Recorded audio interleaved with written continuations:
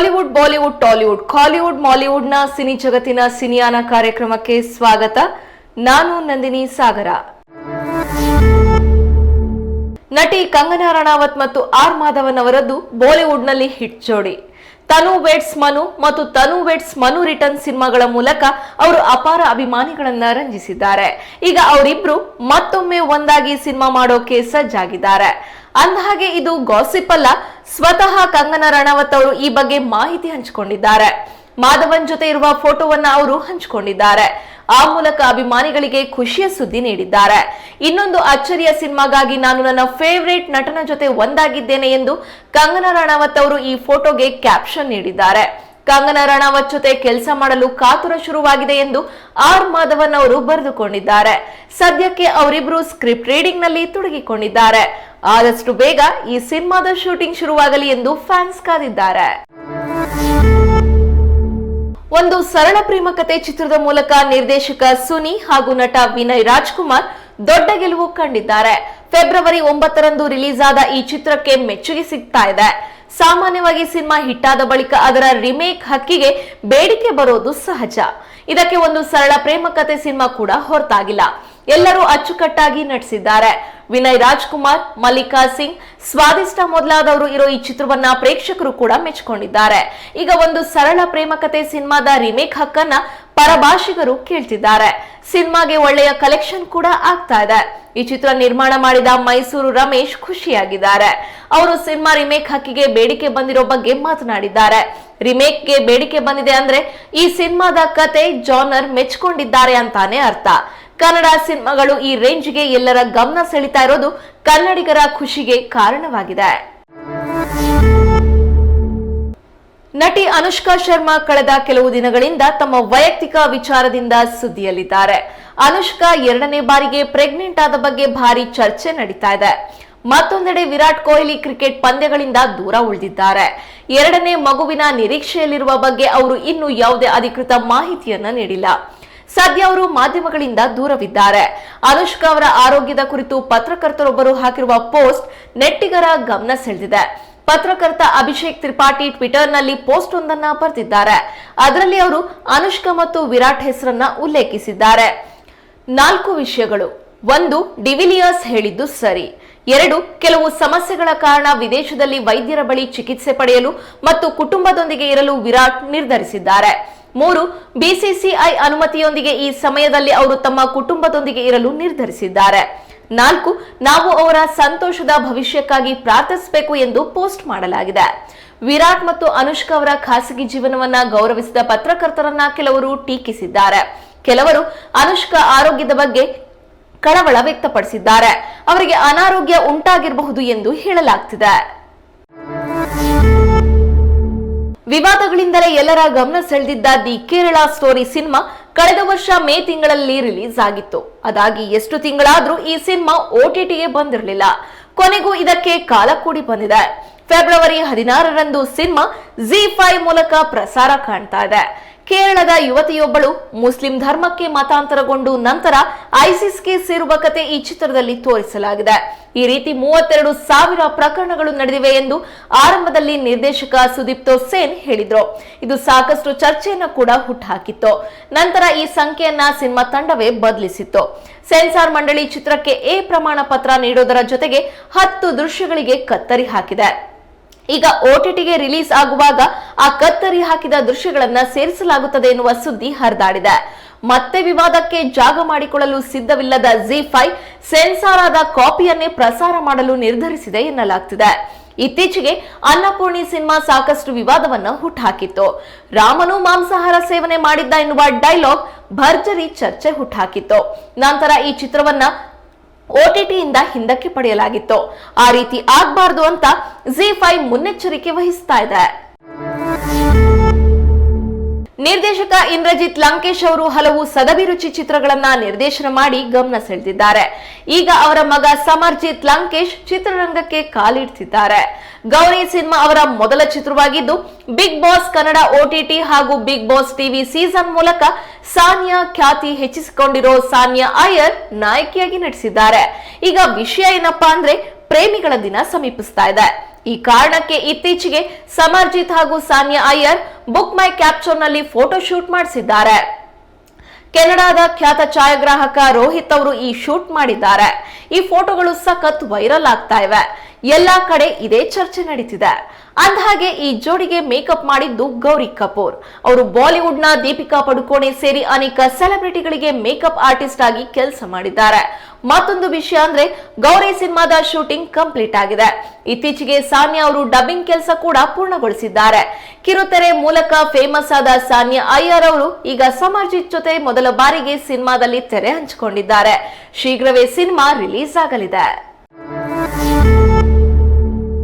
ದಕ್ಷಿಣದ ಖ್ಯಾತ ನಟಿ ಸಾಯಿ ಪಲ್ಲವಿ ಮತ್ತು ಆಮಿರ್ ಖಾನ್ ಪುತ್ರ ಜುನೈದ್ ಖಾನ್ ಜೊತೆಯಾಗಿರುವ ಫೋಟೋಗಳು ಸಾಮಾಜಿಕ ಜಾಲತಾಣದಲ್ಲಿ ಎಲ್ಲಾ ಕಡೆ ಶೇರ್ ಆಗ್ತಾ ಇವೆ. ಈ ಮೂಲಕ ಗೊತ್ತಾಗಿರೋ ವಿಷಯ ಏನಪ್ಪಾ ಅಂದ್ರೆ ಸಾಯಿ ಪಲ್ಲವಿ ಅವರು ಈ ಹೊಸ ಸಿನಿಮಾ ಮೂಲಕ ಬಾಲಿವುಡ್ಗೆ ಎಂಟ್ರಿ ಕೊಟ್ಟಿದ್ದಾರೆ ಮತ್ತು ಮೊದಲ ಸಿನಿಮಾ ರಿಲೀಸ್ ಆಗೋಕೆ ಮುಂಚೆಯೇ ಜುನೈದ್ ಖಾನ್ ಇನ್ನೊಂದು ಸಿನಿಮಾದಲ್ಲಿ ಆಕ್ಟ್ ಮಾಡ್ತಿದ್ದಾರೆ ಅಂತ.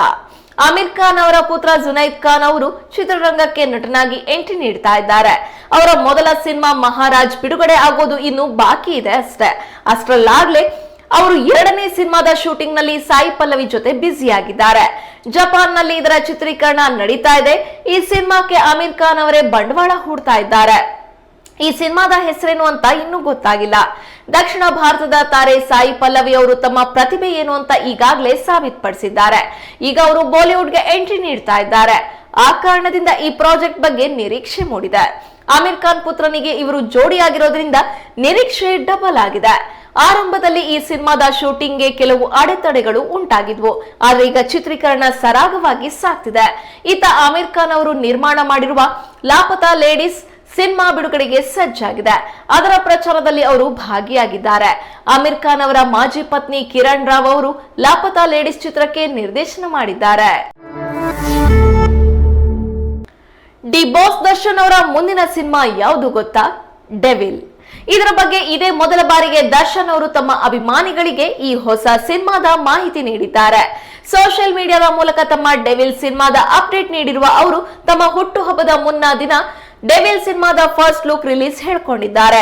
ವೈಷ್ಣವ್ ಸ್ಟುಡಿಯೋಸ್ ಲಾಂಛನದಲ್ಲಿ ಜಯಮ್ಮ ಅವರು ನಿರ್ಮಿಸ್ತಾ ಇರುವ ಪ್ರಕಾಶ್ ವೀರ್ ನಿರ್ದೇಶನದ ಹಾಗೂ ಚಾಲೆಂಜಿಂಗ್ ಸ್ಟಾರ್ ದರ್ಶನ್ ನಾಯಕರಾಗಿ ನಟಿಸ್ತಾ ಇರುವ ಬಹುನಿರೀಕ್ಷಿತ ಡೆವಿಲ್ ಚಿತ್ರದ ಫಸ್ಟ್ ಲುಕ್ ಟೀಸರ್ ಫೆಬ್ರವರಿ 15ರ ರಾತ್ರಿ 11:59 ಬಿಡುಗಡೆಯಾಗುತ್ತೆ ಅನ್ನೋದು ಡಿ ಬಾಸ್ ದರ್ಶನ್ ಅವರು ಸೋಷಿಯಲ್ ಮೀಡಿಯಾದಲ್ಲಿ ಹಾಕಿರೋ ಪೋಸ್ಟ್ ಮೂಲಕ ಕನ್ಫರ್ಮ್ ಆಗಿದೆ.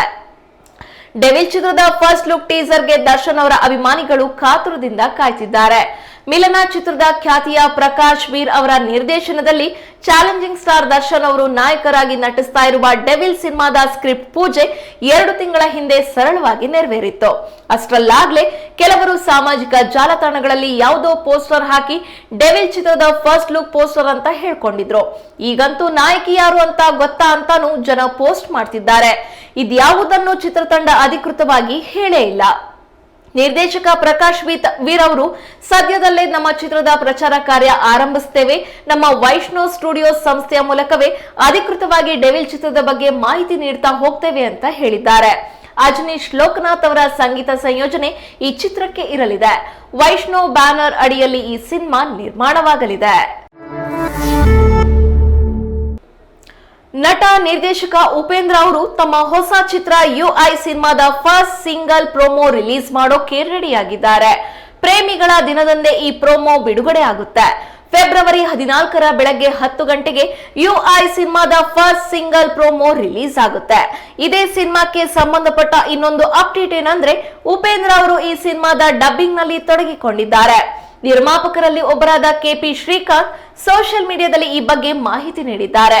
ಉಪೇಂದ್ರ ಅವರು ಡಬ್ಬಿಂಗ್ ಮಾಡ್ತಾ ಇರುವ ವಿಡಿಯೋವನ್ನ ಶ್ರೀಕಾಂತ್ ಶೇರ್ ಮಾಡಿದ್ದಾರೆ. ಈ ಹಿಂದೆ UI ಸಿನಿಮಾದ ಟೀಸರ್ ರಿಲೀಸ್ ಆಗಿದ್ದಾಗ ಸಾವಿರಾರು ಪ್ರಶ್ನೆಯನ್ನ ಜನರು ಕೇಳಿದ್ರು.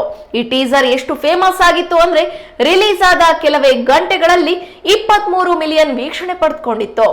ಯಾರೇ ಪ್ರಶ್ನೆ ಮಾಡಿದ್ರು ಉಪೇಂದ್ರ ಮಾತ್ರ ಟೀಸರ್ ನೋಡಿ ಅಲ್ಲೇ ಉತ್ತರವಿದೆ ಎನ್ನುವಂತೆ ಸುಮ್ಮನಿದ್ರು. ಈ ಟೀಸರ್ ರಿಲೀಸ್ ಬೆಂಗಳೂರಿನ ಪ್ರತಿಷ್ಠಿತ ಹೋಟೆಲ್ ನಲ್ಲಿ ನಡೆದಿತ್ತು. ತೆಲುಗಿನ ಖ್ಯಾತ ನಿರ್ಮಾಪಕ ಅಲ್ಲು ಅರವಿಂದ್ ಆಗಮಿಸಿದ್ರು. ಈಗ ಫಸ್ಟ್ ಸಿಂಗಲ್ ಪ್ರೋಮೋ ರಿಲೀಸ್ ಆಗೋಕೆ ಕೆಲವೇ ಗಂಟೆ ಬಾಕಿ ಇದೆ. ಅದಕ್ಕೂ ಸಹ ಅಭಿಮಾನಿಗಳು ಕಾಯ್ತಾ ಇದ್ದಾರೆ.